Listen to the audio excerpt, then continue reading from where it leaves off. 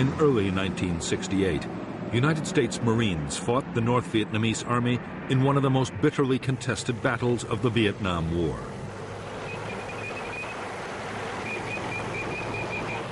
For 77 days, 20,000 NVA troops laid siege to the Marine combat base at Khe Sanh. At stake was the control of the gateway to South Vietnam.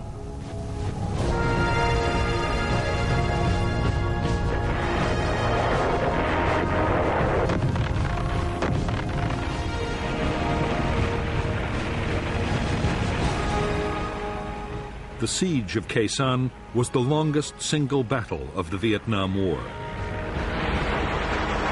It was also one of the most violent.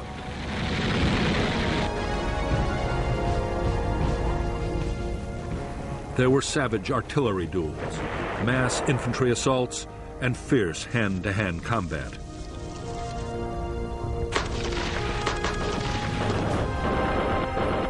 Khe Sanh also saw the most concentrated tactical bombing campaign in history, as the Americans used massed air power to try and break the siege.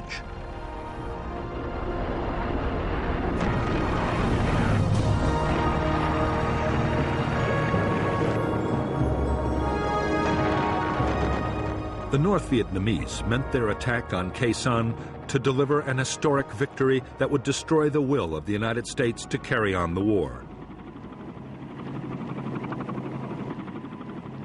In fact, in spite of immense sacrifice, the North Vietnamese army would fail.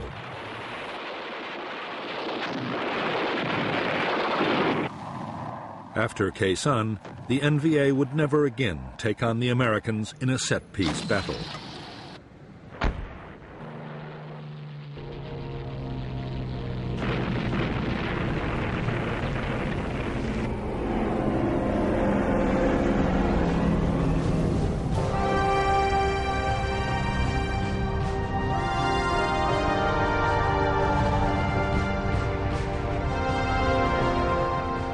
In March 1965, 3,500 U.S. Marines had been the first American combat troops sent to South Vietnam.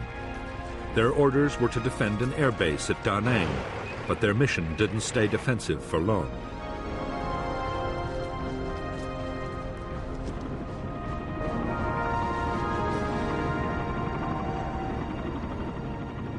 In spite of years of U.S. backing, South Vietnam was close to losing its war against communist Viet Cong guerrillas. By July 1965, Washington had decided to commit 200,000 U.S. troops to the fight, and the Marines had gone on the offensive.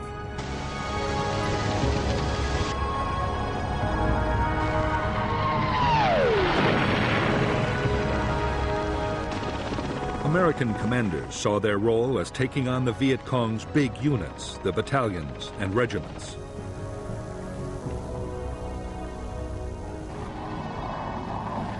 The units were well trained and had been armed with modern weapons by North Vietnam. Increasingly, the NLF's war was controlled from the north, and North Vietnam had already begun to send its own troops to fight alongside the guerrillas.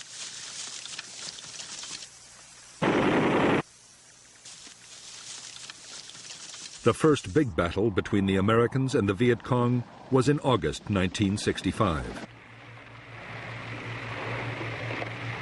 In Operation Starlight, the Marines smashed a Viet Cong regiment.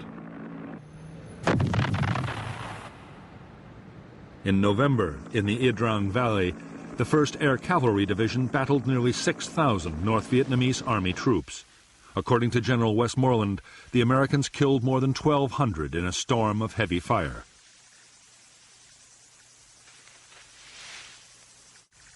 More such victories would quickly force the Viet Cong to give up their campaign. The optimism did not last long.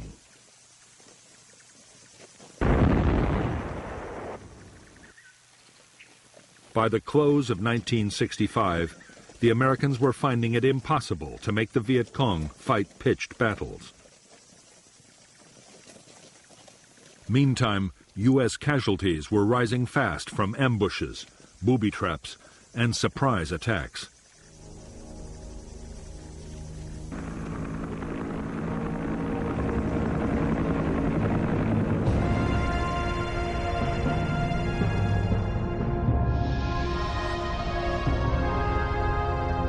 By the start of 1966, Military Assistance Command, known as MACV, the main American headquarters in South Vietnam, deployed 184,000 U.S. troops.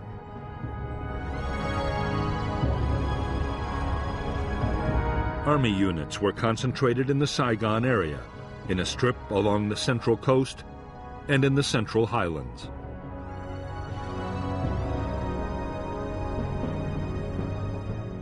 The Marines of the 3rd Marine Amphibious Force were further north, in the area known as I Corps. I Corps bordered the demilitarized zone separating North and South Vietnam.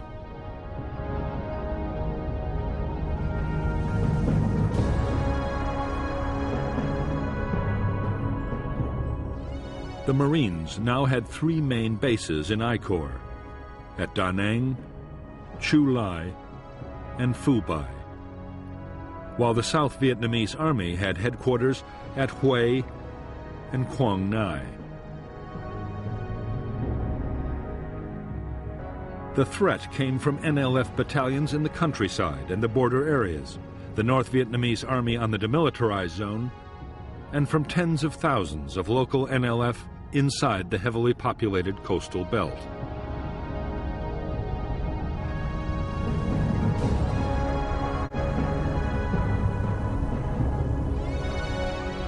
To the NLF, the coastal villages were a priceless asset. They produced vast quantities of rice which could feed the big guerrilla units in the remote interior.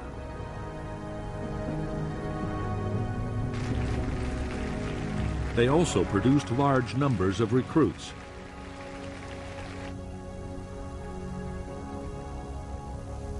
Over the years, the NLF had gained control of thousands of villages. They had created their own local administration and village guerrilla forces.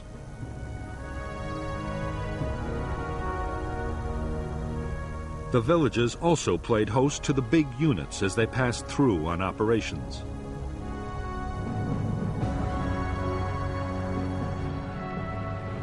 All the areas in which the American Marines had built their bases were surrounded by NLF-controlled villages. Marine sweeps through the settlements rarely managed to find them.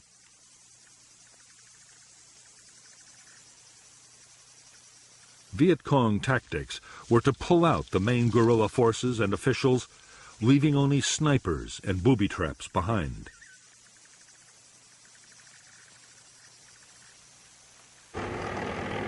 After the Marines had moved on, the fighters would quickly return.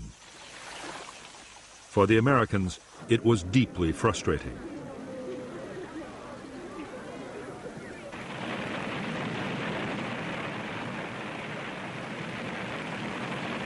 The Marines were forced to think again about how they could fight this new. The answer the Marines came up with was a pacification program. The idea was to fight the NLF for control of the villages and to do it around the clock.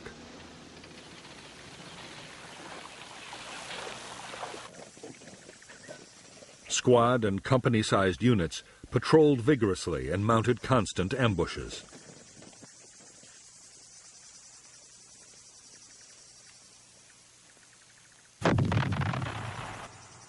The rice harvest was protected to keep it out of Viet Cong hands. In areas that stayed hostile, whole villages were moved by force to districts already pacified.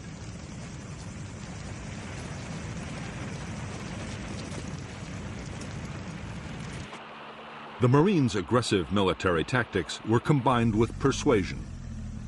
In civic action projects, widely known as the Hearts and Minds program, villagers were given medical aid and help with economic development. The Marines claimed the policy was highly successful and helped bring more than 1 million people under government control. However, in reality, it was just an illusion. And the NLF still managed to infiltrate these areas, which continued to abound with sympathizers.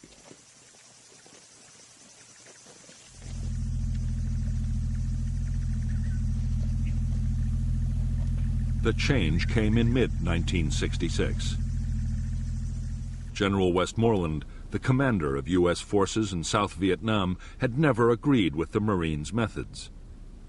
He believed that controlling villages was a waste of highly trained and heavily armed troops. Westmoreland argued that the Marines should instead be used to pursue the enemy's big units in the remote interior.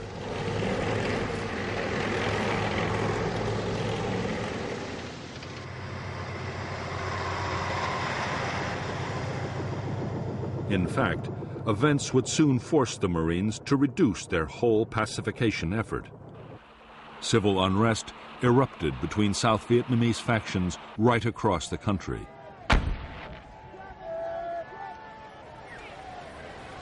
The North saw its opportunity and assembled thousands of troops poised to cross into the South.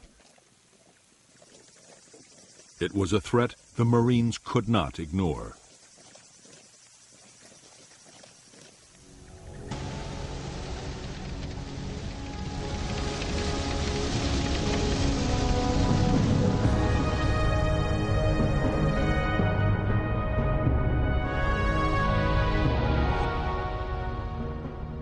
The North Vietnamese Army's 324B Division crossed the demilitarized zone in late May 1966 and encountered a Marine battalion. The NVA held their ground, and the largest battle of the war to date broke out near Dong Ha. General Walt moved most of the 3rd Marine Division north, 5,000 men in 5 battalions.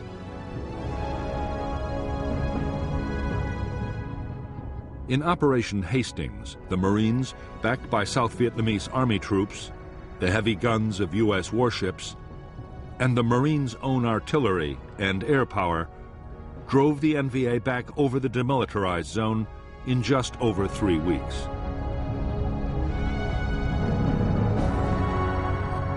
Because the Marines were forbidden to cross the demilitarized zone into North Vietnam, the 324B Division, along with elements of 2 more divisions, were able to regroup and return to the south almost at once. The Marines were forced to mount Operation Prairie, which tied up 11 battalions, nearly 10,000 troops, for a full 10 months.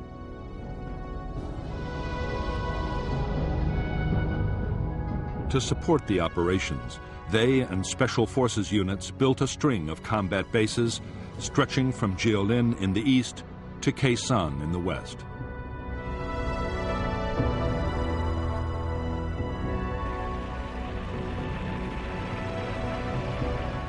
Casualties on both sides were heavy in Operations Hastings and Prairie. Although over 300 Americans were dead and nearly 1,500 wounded, it was a victory for the Americans.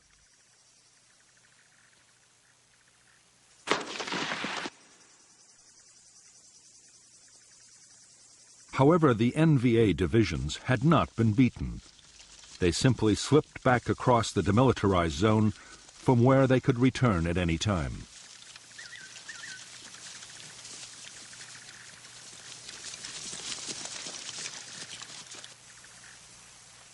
The Marines now had little choice but to keep strong forces in the area.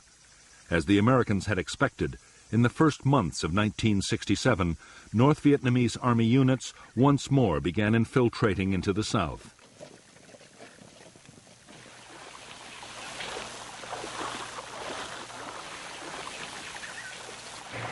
The Marine reaction was to mount big operations to find them and cut them off.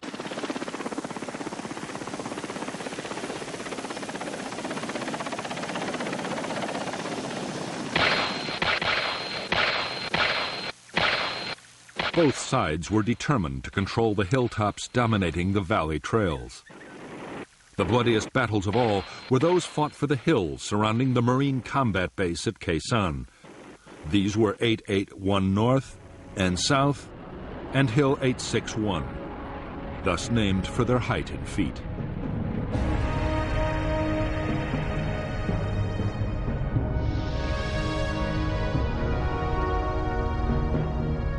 American bases below the demilitarized zone were strung out along Route 1 and Route 9.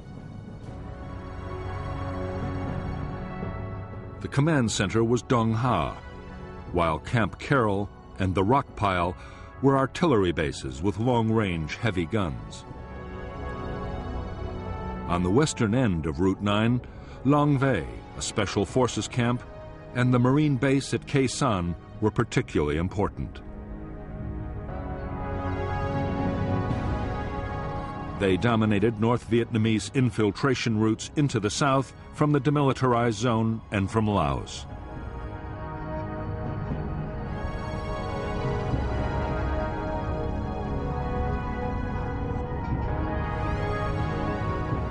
Khe Sanh Combat Base sat astride the valley of the Rao Quan River, with Dong Tri Mountain to the north and a series of smaller, numbered hills to the northwest.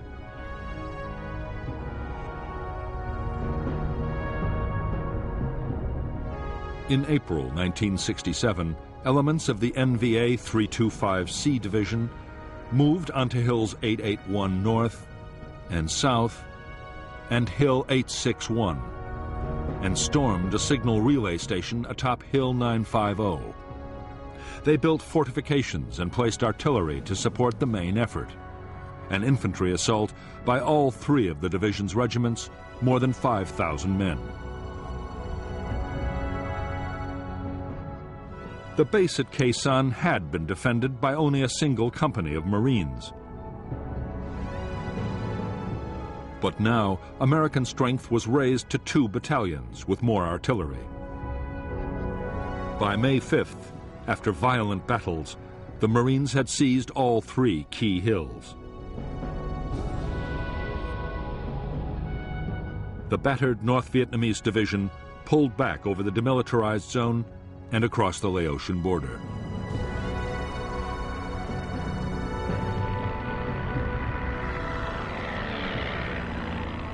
After the hill fights at Khe Sanh, the war on the demilitarized zone shifted to the eastern sector. North Vietnamese artillery, hidden inside the zone, hammered Marine bases, causing heavy casualties. 30,000 NVA troops tried to infiltrate past the American outposts.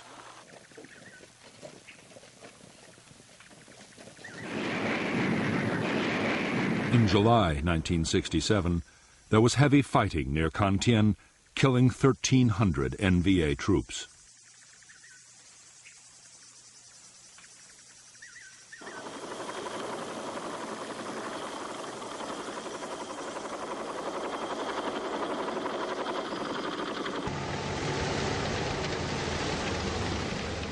During the last months of 1967, the Marines launched one operation after another to try and intercept infiltrating NVA forces.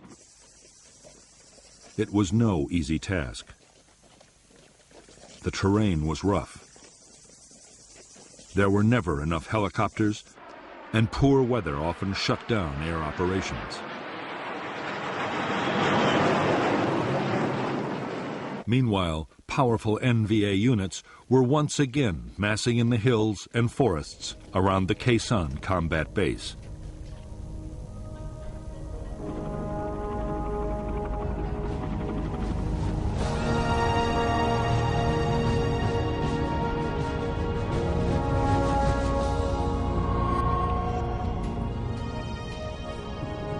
Since the start of the conflict, North Vietnamese leaders had been arguing bitterly about how best to win the war in the south.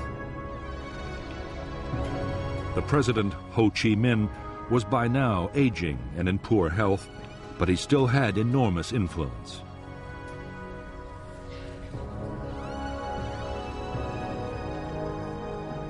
Ho was revered by millions of Vietnamese, North and South, and any big decisions had to be approved by him.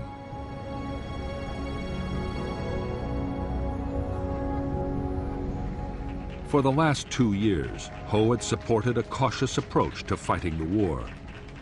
But in mid-1967, he backed a new strategy pushed by powerful figures within the Politburo, including Lý Tuan, the General Secretary of the Communist Party.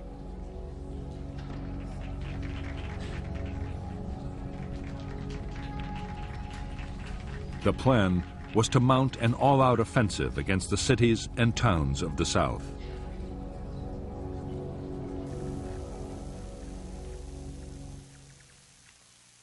The NLF guerrillas inside South Vietnam would launch most of the attacks. But General Giap, North Vietnam's defense minister, planned to add a distinctive touch of his own. He meant to pit North Vietnamese army troops directly against the Americans at Khe Sanh in a major set-piece battle.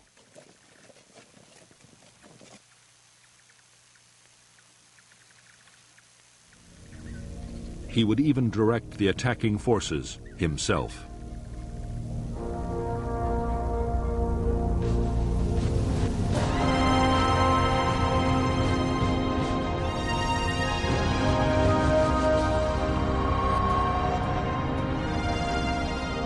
Throughout 1967, the U.S. President Lyndon Johnson had been under pressure from his military advisors to intensify the war in Vietnam.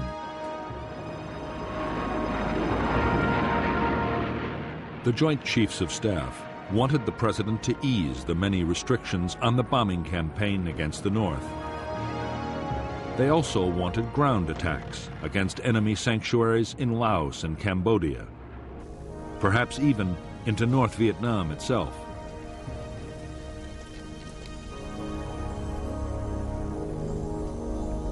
Without such measures, they could see no prospect of victory soon.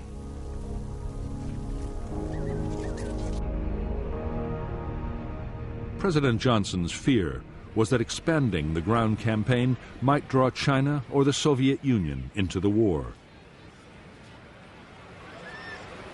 He also faced problems at home. The anti-war movement was already growing, and a wider conflict might turn the American people completely against the whole effort.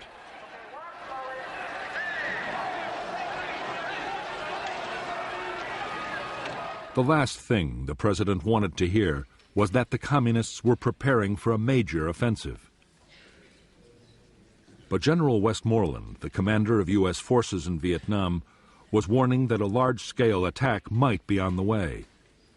Westmoreland believed that the North Vietnamese army was preparing a big push into the South, and that its first target might be the Marine combat base at Khe Sanh.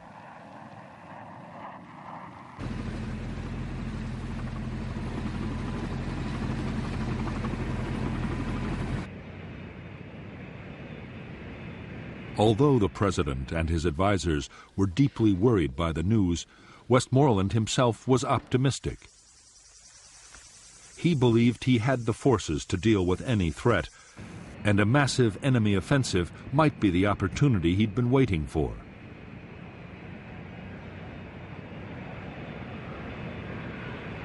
If the North Vietnamese army came out into the open to fight pitched battles, there was a real chance of a decisive American victory.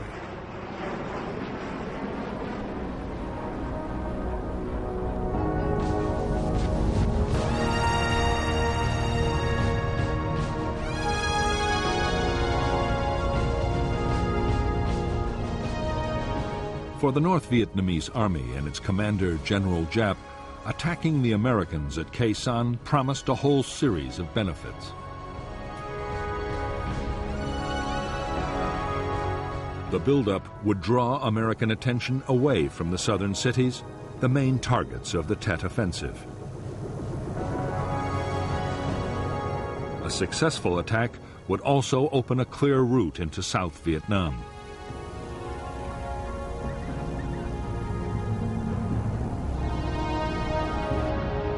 A victory at Khe Sanh might also bring another, even more valuable prize: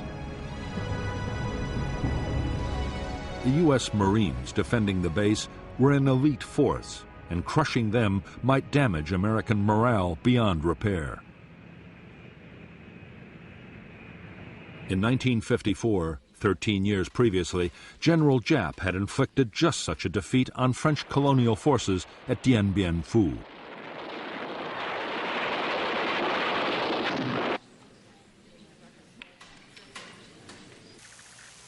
In selecting Khe Sanh as the site for a set-piece battle with the Americans, General Giap had chosen carefully. The jungle-covered hills and low cloud combined with heavy fog would work against American air power.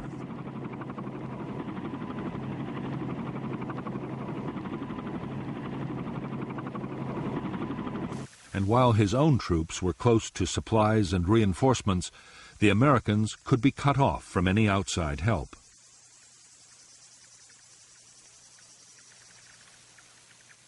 The weakened garrison would then be overrun.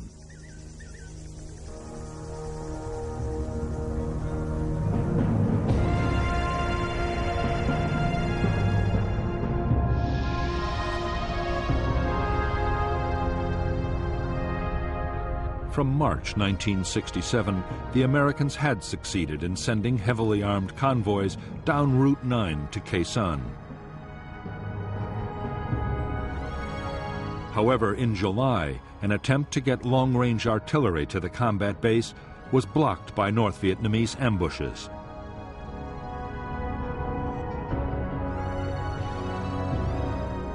Soon, the NVA had closed the road completely, and the first phase of the campaign against Khe Sanh was completed.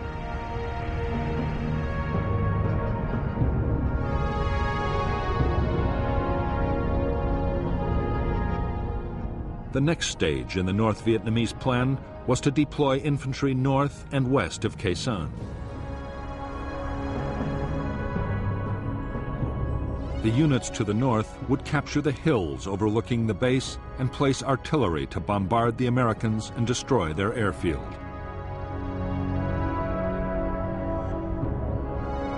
They would also mount ground attacks to create a diversion. The western units would capture Long Vei Special Forces Camp and Khe Sanh Village, and then mount a massive assault to take the Marine combat base from the south.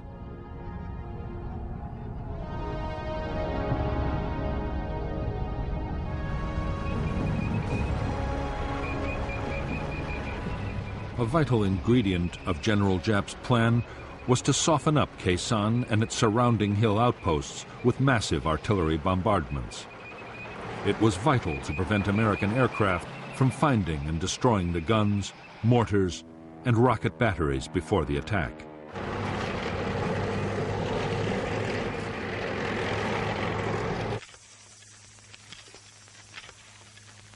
The troops made enormous efforts to protect the artillery by hiding it in caves or specially dug pits.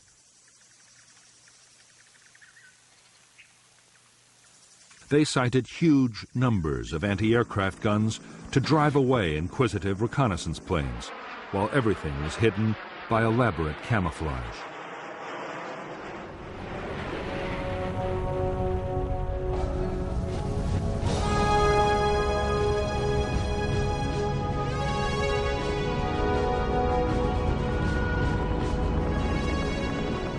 From the start of the war in Vietnam, U.S. military commanders had believed that the best form of defense was to attack in strength. When reconnaissance detected a large enemy force, U.S. troops would be helicoptered in to surround and destroy it. Although they often flew straight into an ambush, in the main the strategy worked.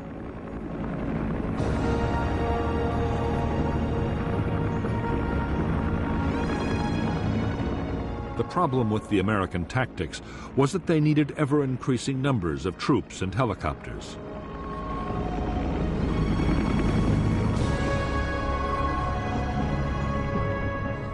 In Washington, Robert McNamara, the Secretary of Defense, worried that the constant demand for more men would eventually destroy public support for the war. Throughout 1967, McNamara had pushed for a strategy that would reduce the need for manpower. One proposal in particular McNamara adopted enthusiastically.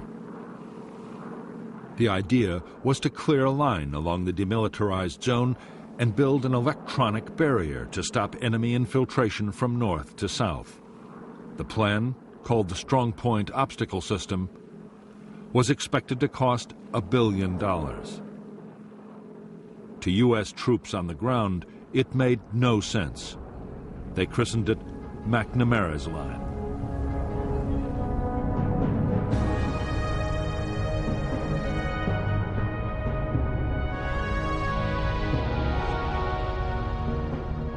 Because the eastern part of the demilitarized zone was flat ground, the area was given the first priority for defense. The plan was for 9 strong points, including Con Thien and Jilin, linked by fencing, minefields, and electronic detectors.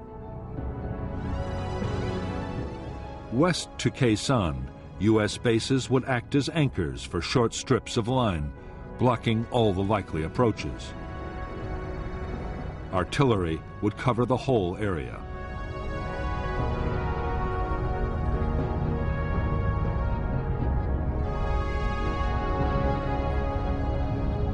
By the end of 1967, the eastern part of the Strong Point Obstacle System was almost complete.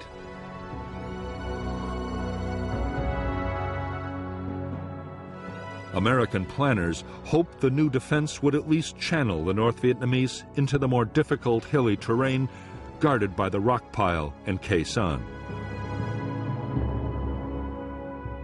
In the future, when those bases too were part of the system, military commanders saw them playing a particularly important role. If full-scale ground operations were ever launched into Laos, the barrier would protect the Americans from flank attacks.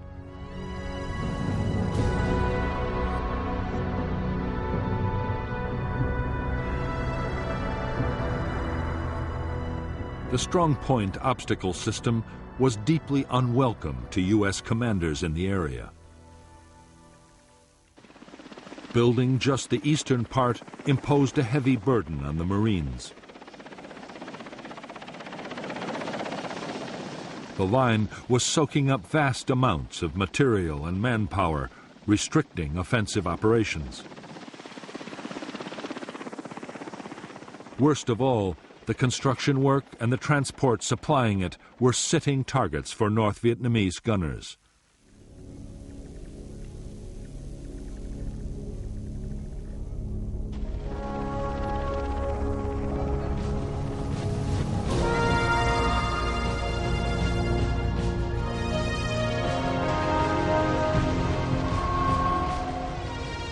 Altogether, the North Vietnamese Army numbered just under 470,000 troops in 12 divisions and 100 independent regiments.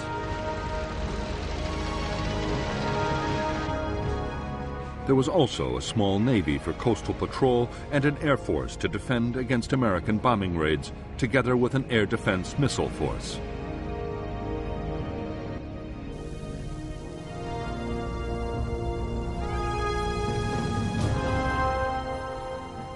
China had also committed 50,000 advisors and engineers to repair damage done by American bombing and so free North Vietnamese troops for combat operations.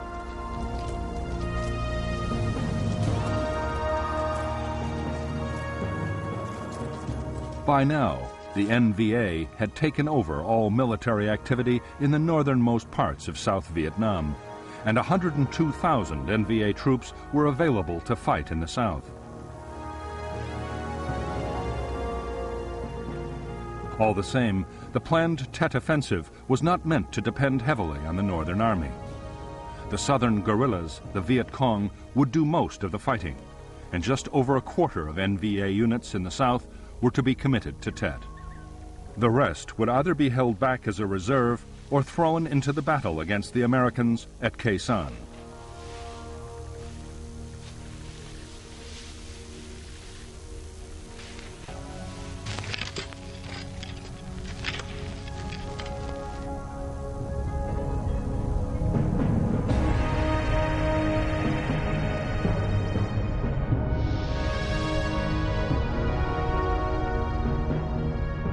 By the start of 1968, the North Vietnamese Army had more than 40,000 men positioned near the border with South Vietnam. One division was to launch attacks down the east coast to take Da Nang and other important centers.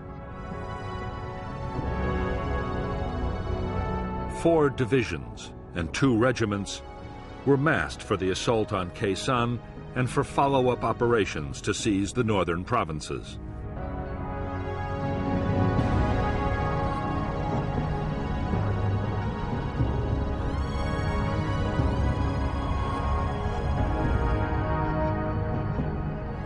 North of Khe Sanh was the 325C Division, with 3 regiments and a battalion.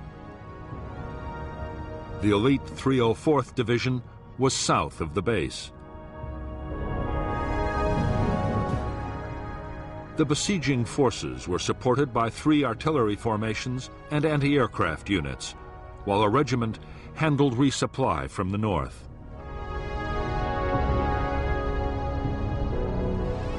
Further east, another division was placed to threaten the American artillery base at the rock pile, to keep Route 9 cut, and to act as reinforcements.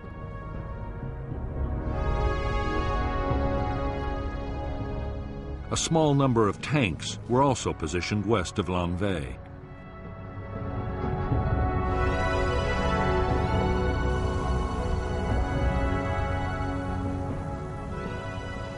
If the battle for Khe Sanh was to end in victory, General Giap and his planners knew that an uninterrupted flow of supplies would be the key. The experience in 1954 of fighting the French at Dien Bien Phu had taught him the value of ensuring continuous supply long before the final storming of the enemy base. He was determined to repeat his achievement at Khe Sanh.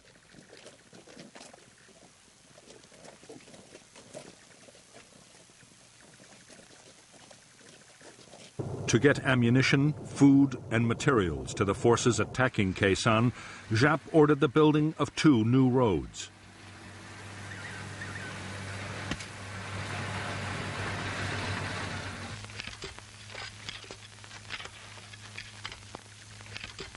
They were soon detected by the Americans, who named them the Santa Fe Trail. U.S. fighter bombers made furious attacks, but the roads were impossible to destroy or even damage seriously.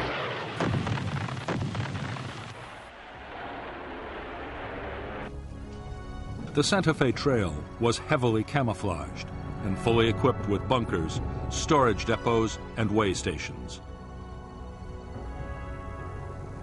The roads were protected by heavy anti-aircraft cover. Already, supplies had been built up near Khe Sanh for between 60 and 90 days of sustained combat.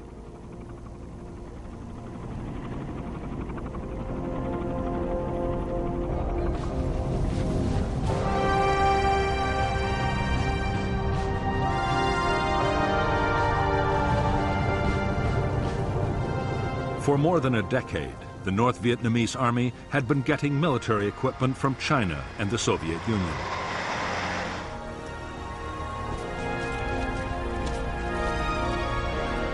The best NVA divisions were extremely well armed. The rugged and effective AK-47 assault rifle was perfect for the harsh battlefield conditions of Vietnam.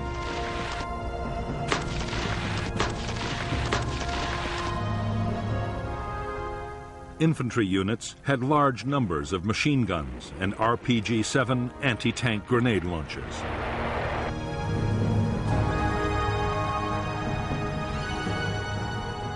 The main defense against American air power for the troops around Khe Sanh was the Soviet K-38 heavy machine gun. Near special installations, the NVA anti-aircraft units were armed with 37mm anti-aircraft cannons, a menace even to the fastest American jets.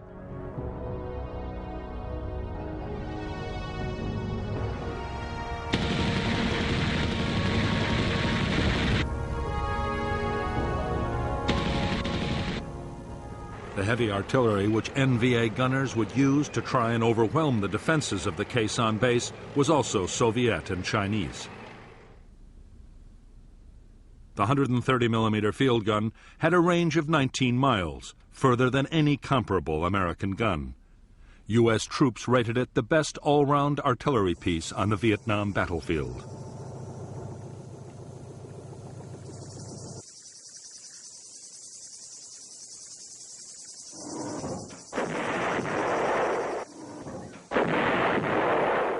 The guns would be reinforced by huge numbers of rockets and heavy mortars.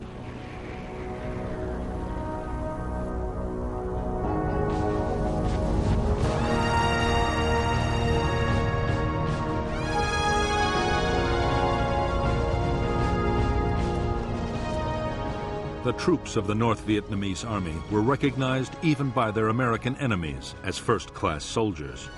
They were extremely well-trained and disciplined.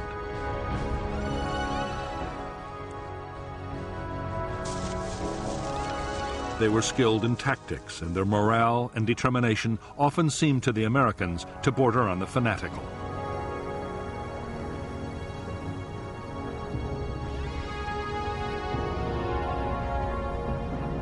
In fact, during 1967, as losses soared, North Vietnamese Army morale had slumped badly. Desertion threatened to become a real problem. The grueling trek from home bases to distant Khe Sanh had also taken its toll.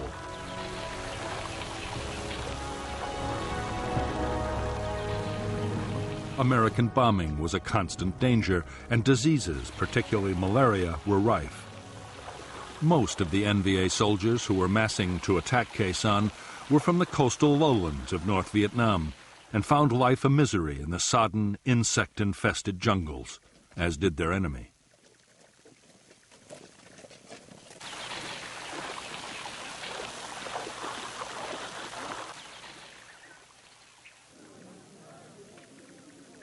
In preparation for the Khe Sanh battle, NVA commanders went to enormous lengths to restore their troops' morale.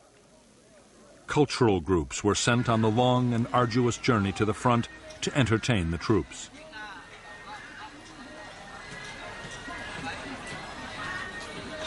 The message was simple and was reinforced at every opportunity by political officers. The coming campaign would deliver the victory they had hoped for so many years.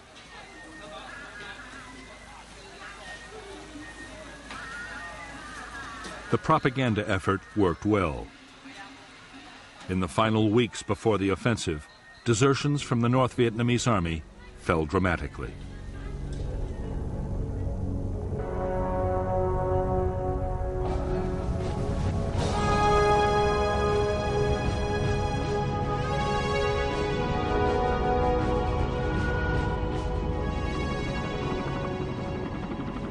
In late 1967, 73,000 of the almost 500,000 American troops in South Vietnam were United States Marines. They were under the command of the U.S. Navy Pacific Fleet Headquarters in Honolulu, but operational control was with General Westmoreland's Military Assistance Command in Saigon.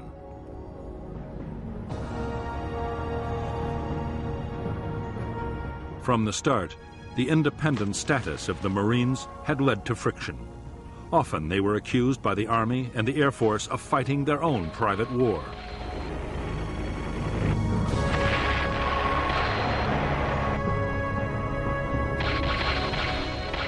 Since Lieutenant General Robert Cushman had taken over as Marine commander in June 1967, he and Westmoreland had argued continuously over how the Marines should best be used. The latest issue was the McNamara Line.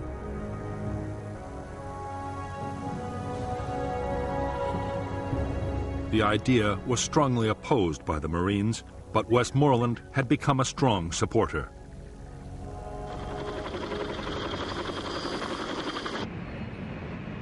There was also a major disagreement brewing over who should control Marine air power. On the eve of a major battle, inter-service rivalry was threatening to grow into a serious problem.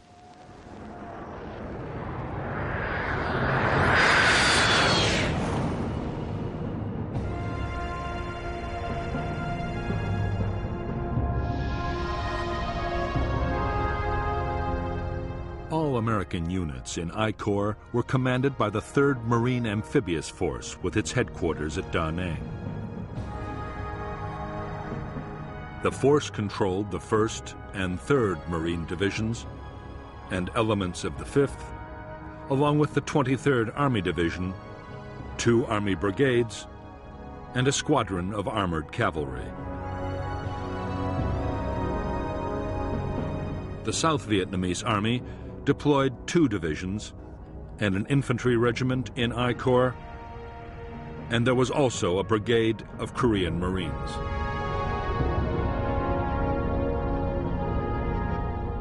Air support for operations in I Corps was provided by a U.S. Air Force Tactical Fighter Wing, the 1st Marine Air Wing, and a South Vietnamese Air Force Squadron.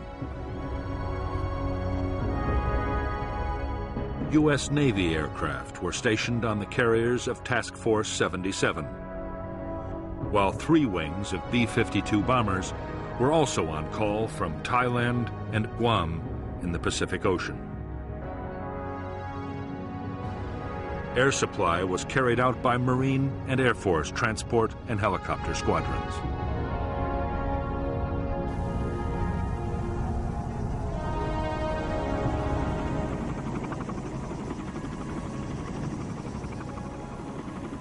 As more than 100,000 men, half of all U.S. combat units in South Vietnam, had been concentrated in I Corps, the supply system had been strained to the limit. On the DMZ alone, ammunition consumption was running at 25,000 artillery shells a month. The Marine supply lines stretched from the United States to Okinawa in the Pacific and on into Vietnam.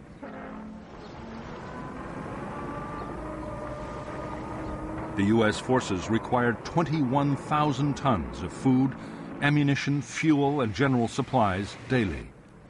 As a result, there was a constant stream of ships and air freight into Da Nang.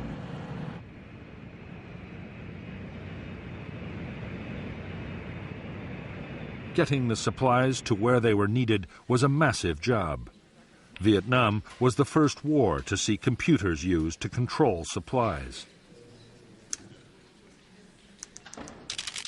The requisitioning system handled over 80,000 different items, from boots for the men to spares for helicopters.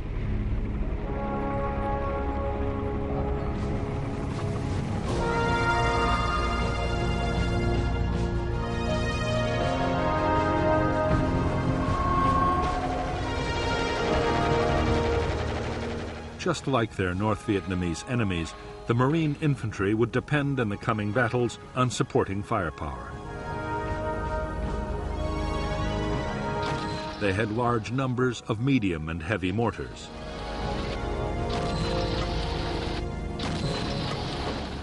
The Marines would also make good use of 106mm recoilless rifles.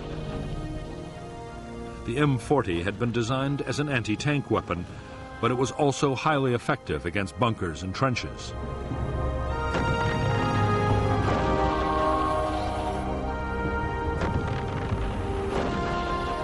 Marine bases always had their own standard 105mm artillery pieces. The guns had a range of 7 miles. Some bases, including Khe Sanh, also had powerful 155mm howitzers. They could lob a heavy shell over 9 miles at a rate of 4 rounds a minute. The base could also call in supporting fire from the Army's huge 175mm self-propelled guns.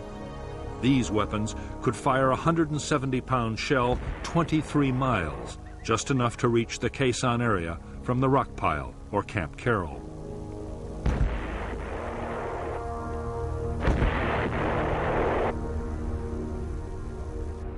Support from aircraft was much less reliable than artillery. Air operations could be shut down completely by bad weather. But in the right conditions, fighter bombers could bring devastating firepower to the battlefield. A-4 Skyhawks, operating from carriers in the Tonkin Gulf or from marine airfields, could be over the Khe Sanh area in less than 30 minutes with 1.5 tons of bombs.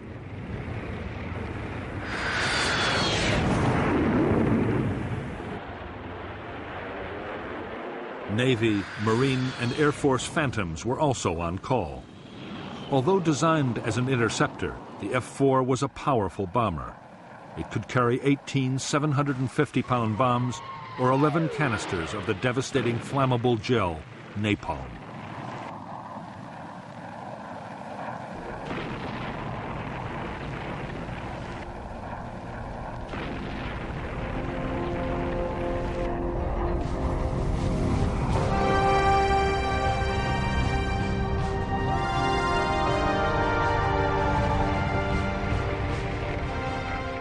As an elite formation which could attract recruits of the highest quality, the United States Marines had for years been an all-volunteer force.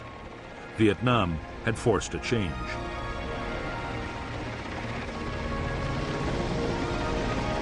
Restricting tours of duty to 13 months and the steady accumulation of casualties meant the Marine Corps had to take in draftees. Around 20,000 men had been drafted in by the end of 1967.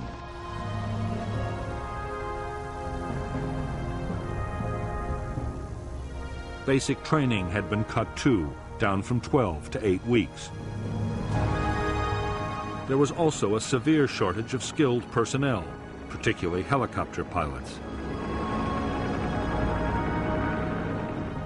In spite of the sometimes appalling conditions of cold, wet and dirt in which the Marines in Vietnam had to live and fight, their morale had stood up well. Marine discipline and the sense of being part of an elite helped. So did the knowledge that support from artillery, helicopter gunships, or strike aircraft was not far away.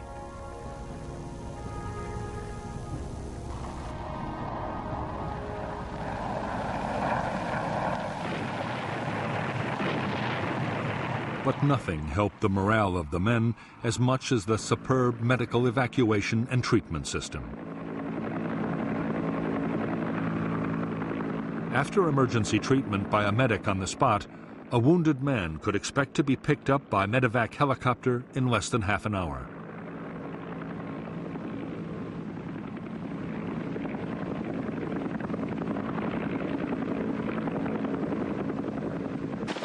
The crews of evacuation helicopters were among the most admired troops serving in Vietnam.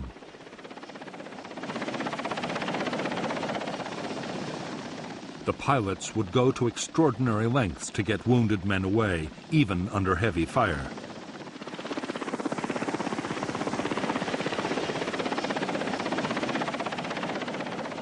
In I Corps, evacuation was to one of 3 field hospitals or to the main hospital at Da Nang. There were also 2 fully equipped Navy hospital ships, each with more than 500 beds.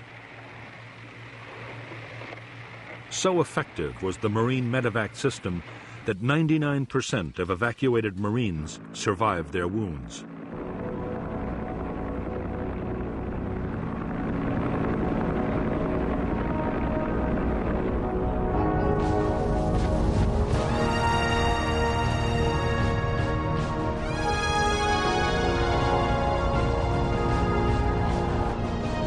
As evidence had mounted that the North Vietnamese were going to attack Khe Sanh, the Americans took a quick decision to reinforce the base. By the close of 1967, the 3rd Battalion of the 26th Marines had arrived to boost the garrison.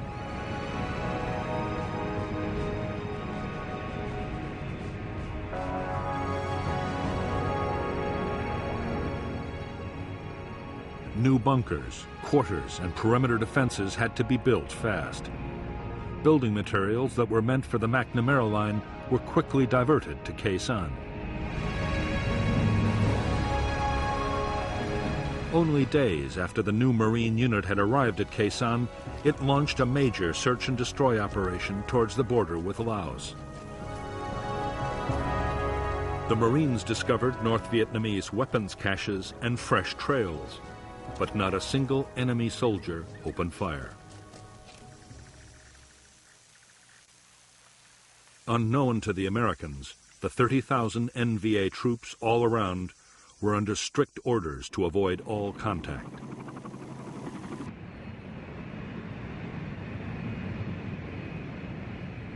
Christmas 1967 came and went on the demilitarized zone, but the North Vietnamese stayed uncannily quiet. However, there were signs of intense NVA reconnaissance around Khe Sanh. Most Marines now believed the question was not whether the North Vietnamese meant to storm Khe Sanh, but when.